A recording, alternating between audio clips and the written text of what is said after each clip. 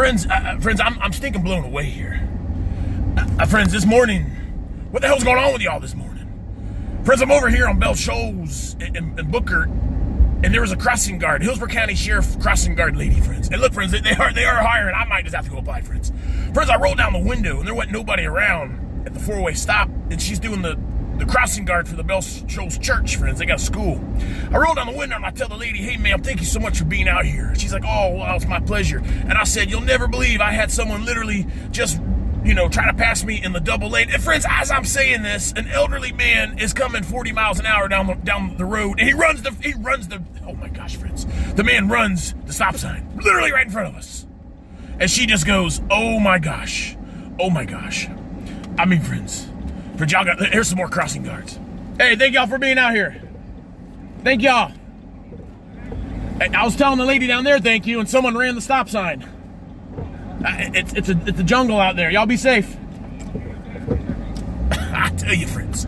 I tell you, y'all better start stinking paying attention. I don't want to have to spend another couple nights in jail because I'm out here doing patrols because the sheriff ain't around. Friends, I haven't seen no sheriffs anywhere, and I've already gone through like 5 school zones. Friends, when I was growing up, they had a sheriff at every school zone to make sure this kind of stuff didn't happen. Friends, this morning I had a lady literally go around me and on a double line, friends, while I'm trying to turn into the school. And then, friends, I'm telling a crossing guard, "I thank you so much for being out here." And a knucklehead elderly man just blows literally 40 miles an hour right through that four-way stop, friends. Oh my gosh, friends. Friends, I need some prayers. Friends, it ain't even 10 o'clock. I haven't even gotten to work yet. Friends, I'm sorry, I get worked up and I get the tickle from the PACT Act, friends. That's from the open burn pits. I told you start major. I ain't got much time, friends. I need some prayers.